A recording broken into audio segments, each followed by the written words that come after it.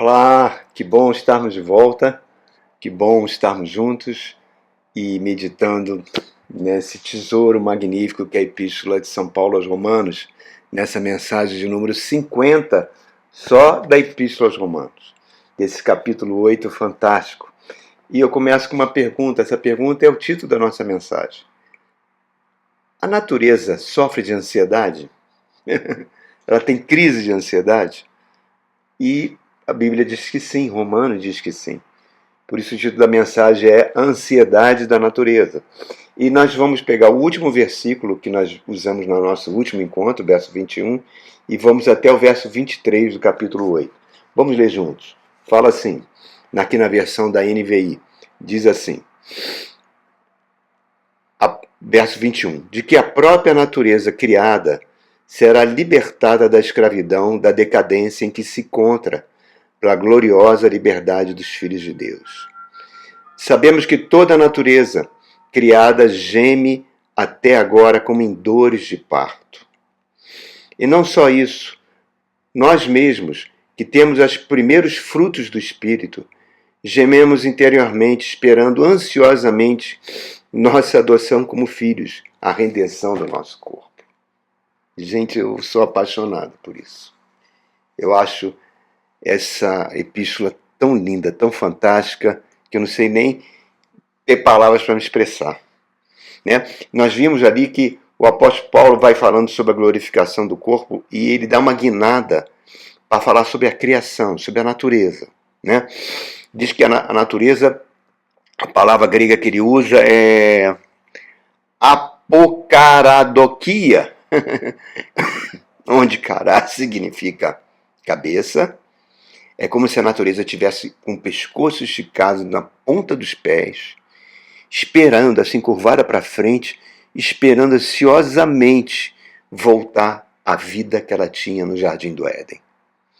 A queda do homem tornou a natureza sua inimiga, por incrível que pareça. E ele responde saqueando o planeta, destruindo o planeta. Né? Nós pagamos o preço do desequilíbrio ecológico que não para de crescer, cada vez mais intenso. Né? Barreiras de resíduos minerais, de extração mineral que inundam uma cidade, matam tanta gente. Os pobres são as principais vítimas, né? Porque eles ocupam os lugares de moradia pior, sem saneamento básico, nas encostas, desmatam para poder construir sua casinha, e quando vêm os temporais, as chuvas, as inundações, eles são as principais vítimas. Você não tem como apertar o botão, não tem, e voltar atrás, a condição de 50 anos atrás, não, é um processo em marcha. Né? A criação, a natureza está atrelada ao pecado humano. E Romanos está dizendo para nós que ela se tornou vazia num processo de decomposição. E ela está afundando no mesmo barco que o ser humano. Então, irmão, Deus não vai permitir que esse mundo em decomposição se perpetue, continue. A nossa glorificação também trará a glorificação da natureza. Cristo em nós, né, esse versículo é lindo, é a esperança da glória. A criação, segundo o apóstolo Pedro, na sua epístola, diz que ela caminha para a destruição pelo fogo. Jesus diz que haverão novos céus, nova terra. Tudo vai ter que ser recriado.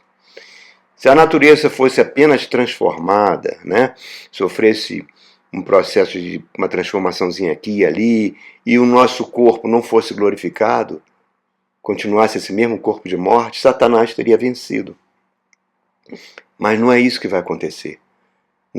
Cristo em nós, a esperança da glória, significa que nós seremos como Jesus é, hoje, com corpo de glória. Deus não desistiu da sua criação. Então ele está falando aqui nesse verso 22, que é um verso inacreditável, ele diz que a natureza criada geme como em dores de parto. Né? Imagina isso. Uma mulher chegando no momento de dar luz ao filho, ela sofre muito com dores de parto. Diz que a natureza está esperando, é como se ela estivesse com dores de parto. Indica uma condição de quê? De sofrimento, que é agravada pela cobiça humana, que saqueia a natureza, que destrói a natureza. Nós vimos aí os desastres ambientais terríveis dessas inundações que não param no Rio Grande do Sul. E se você analisar uma coisa interessante, foram os nossos irmãos gaúchos que levaram a fronteira agrícola até a Amazônia e até o Pantanal. Na década de 70, eles foram para Rondônia, desmataram grande parte lá de Rondônia e também avançaram por várias regiões do Pará, do Mato Grosso, com grande desmatamento, levando soja, levando milho. E o que acontece? Isso causou um desequilíbrio e, por incrível que pareça, essas chuvas estão se concentrando no Rio Grande do Sul. Você pode dizer que é uma coincidência, que é um fenômeno físico, sim, meu irmão, mas tudo na vida tem consequências. Tudo na vida tem consequências. Então, reparem, ele está dizendo que a natureza, ela existe e ela reage à maldade humana. Né? Você vê que o aquecimento global já é um fato e não tem como voltar atrás. Os países não conseguem entrar em um acordo para diminuir a emissão de gás de carbono na atmosfera. Estamos vendo cada vez a consequência no clima cada vez mais pesada, e isso vai continuar a aumentar e as consequências serão imprevisíveis. E Paulo está dizendo para nós, inspirado pelo Espírito Santo, que a natureza sofre uma crise de ansiedade. Ela quer que esse processo acabe. Ela tem a percepção disto, e isso foi dado como promessa para ela. Deus deu isso como promessa, lá em Gênesis capítulo 3. Então, no verso 21, quando nós lemos aqui, vou ler de novo, irmãos, esse verso que nós vimos na semana passada, a natureza criada será libertada da escravidão, da decadência em que se encontra, para a gloriosa liberdade dos filhos de Deus. São duas coisas que vão acontecer junto. Né? Ela vai compartilhar da glória dos filhos de Deus. E Romanos, ele é muito claro, ele enfatiza a glorificação do nosso corpo físico. Né? Dizer que, é claro, a Bíblia toda mostra isso, que se nós temos Cristo, quando nós partimos dessa vida pela morte, nós vamos estar com Jesus. Só que isso é meio vago, é meio etéreo, é meio espiritual, é meio nebuloso. Né? A Escritura não afirma isso, a Escritura afirma que a glorificação dos nossos corpos físicos é parte essencial do processo de salvação. Habitaremos com o corpo glorificado num universo que também será totalmente glorificado e transformado. Essa é uma doutrina cristã maravilhosa, irmãos. Muito linda, mas ela é muito ignorada e esquecida. Olha só, a igreja não acredita, não acredita nisso e nem anseia por isso. Por isso que ela quer melhorar o mundo que a gente vive por meio da política, por meio de bancadas evangélicas, por meio de leis de costumes. E com isso ela fica na mão dos lobos vorazes, que ocupam os púlpitos da igreja para pedir voto, que transformam o povo evangélico num curral eleitoral. E a gente vê esses políticos terríveis, né, com passados e presentes altamente nebulosos, sendo glorificados dentro das igrejas. É uma ignorância completa desse ensino das Escrituras Sagradas. Infelizmente, nem os seminários teológicos abordam isso. O fato da glorificação do corpo, que será um corpo glorificado, sem manchas, sem rugas, sem defeitos. É o fim de todo sofrimento nesse corpo de morte que nós temos hoje. Nós temos uma herança tremenda, irmãos. Apocalipse 21 fala que o mundo será totalmente transformado e nós teremos nossos corpos glorificados. O que a gente vai fazer nesse mundo novo? Não sei. Não sei. A Bíblia não é específica, mas serviremos ao Pai com autoridade e poder. O Éden vai se tornar universal. Olha só, irmãos. O paraíso vai ser reconquistado. E aquele querubim que Deus colocou com a espada flamejante e expulsou o homem do jardim do Éden, vai tirar a sua espada e vai permitir que o homem entre de volta num jardim do Éden que será planetário. É algo inacreditável, irmão. Isaías teve várias visões disso. O profeta Isaías, no capítulo 11, diz que o leopardo vai habitar com a ovelha, que a criança vai fazer carinho no leão, vai ser o fim das pragas, vai ser o fim dos predadores. Quando Jesus andou no mundo, os milagres que ele fez eram uma prefiguração da glória. O Cristo, que a Bíblia chama de o último Adão, né? Ele baniu as doenças quando ele estava com a sua presença. Expulsou os demônios. Ele dominou a fúria do mar. Ele multiplicou pães, deteve o vento, ressuscitou mortos, secou uma figueira. Ele podia controlar toda a natureza ao redor. Tudo era controlado pelo poder de Jesus Cristo. Aquilo se transfigura naquele monte na frente dos discípulos, mostrando a sua glória. Tudo isso era uma indicação da glória vindoura. A Bíblia diz que nós participaremos com ele porque nós somos filhos de Deus. Então, assim como a natureza está esticando o pescoço, aguardando com ansiedade, a natureza tem ansiedade por isso, né? Que a gente possa também fazer o mesmo e suportar as aflições baseado nessa verdade. Eleve em seu coração. Paulo fala em Colossenses capítulo 3, verso 2, né? Que a gente deve se revestir de amor, com humildade, com mansidão, com longanimidade, suportar, perdoar as pessoas, suportar uns aos outros. Enquanto isso não chega, nós devemos viver a vida como verdadeiros cristãos. Porque tudo aqui é passageiro, irmãos. Tudo aqui é temporário. Nós pertencemos ao reino que Deus preparou para o seu povo antes da fundação do mundo. Olha agora o verso 23. Que coisa linda, fantástica que está falando aqui.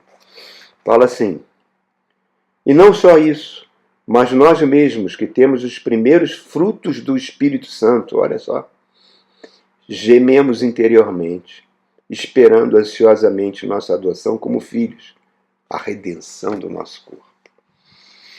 Irmãos, esse é o dilema do cristão. O cristão vive numa constante tensão, né? Entre o que Deus nos deu, dando o seu Espírito, o Espírito Santo em nós, né? E um mundo de maldade que ele habita. Um mundo que irá ser consumido. E enquanto isso, nós aguardamos ansiosamente a nossa adoção final. Por isso a Bíblia diz que nós gememos com esse mundo, né? A gente quer adentrar num futuro glorioso, né? Os primeiros frutos já aconteceu quando o Espírito Santo nos concede alegria e paz com Deus. São os primeiros frutos, são as primícias. Nós recebemos poder e força para suportar as tribulações.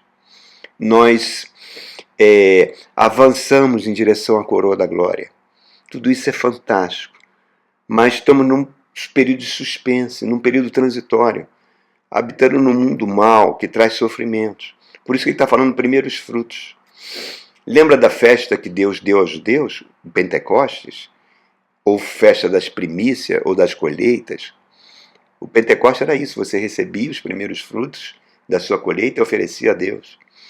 Por isso que o Espírito Santo veio no dia do Pentecostes, né? Mostrando que aquele povo era os primeiros frutos, era uma garantia de uma colheita abundante para Deus. A festa dos tabernáculos, a festa das semanas, também apontava para isso. Outro detalhe é que enquanto isso não acontece, o Espírito Santo leva a gente a gemer, né? Quando a gente liga uma televisão, vê uma internet, vê como é que está o mundo, a gente geme, a gente sofre, porque a nossa salvação ainda não está completa. Não está completa. A gente compartilha da frustração, da decadência, do sofrimento presente e da ansiedade da natureza. A natureza anseia por um futuro glorioso, nós também. Tudo dito até aqui aponta para algo final e permanente, irmãos. A libertação atual da criação, da natureza, desse estado de decomposição e de corrupção, tá? Vai acabar, vai ser permanente, vai ser completa. Então é importante saber o que a regeneração do nosso corpo não vai se dar quando a gente morre. Não. Quando a gente morre, nosso corpo vai para a terra, vira pó. Nosso espírito sobe e vai estar com Cristo. Tá? é um estágio intermediário. Quando acontecer a volta de Cristo, a segunda vinda, nosso corpo será completamente transformado, nós iremos receber o corpo de glória. Não importa como você morreu. Se você morreu numa explosão, numa fogueira, um avião caiu ou de uma doença, não importa. Esse corpo que pode virar até pó na terra, ele será totalmente reconstruído.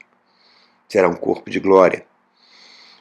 Filipenses 1 diz que nós, quando morremos, estaremos com Cristo no Espírito. Mas a regeneração do nosso corpo, da nossa alma, do nosso psique e do nosso espírito já está recriado e vai acontecer junto com a recriação da natureza. Olha que coisa incrível. Será a completa derrota de Satanás. Não será algo temporário, sim algo permanente, irmãos. E o céu? Novos céus. Jesus diz que o céu que a gente vê vai ser enrolado como pergaminho. O que a gente vê agora tudo é intermediário. Ainda não é o eterno. Tá?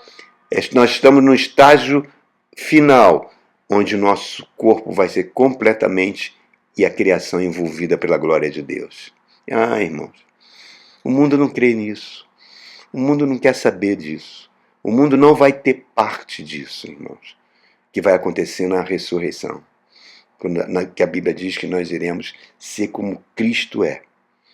O Apocalipse mostra que os santos, estão no céu hoje, em alma e espíritos, reinando com Cristo. O corpo voltou ao pó da terra.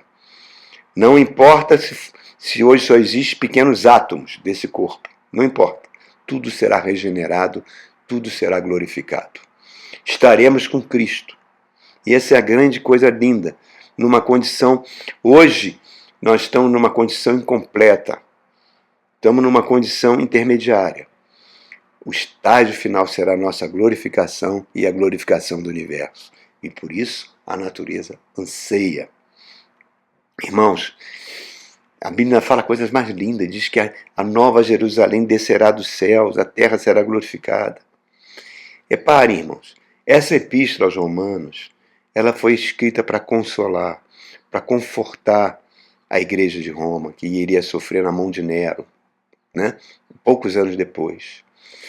Ela foi escrita para fazer a gente, com essas esperanças, da esperança da glória, capacitar e suportar os sofrimentos.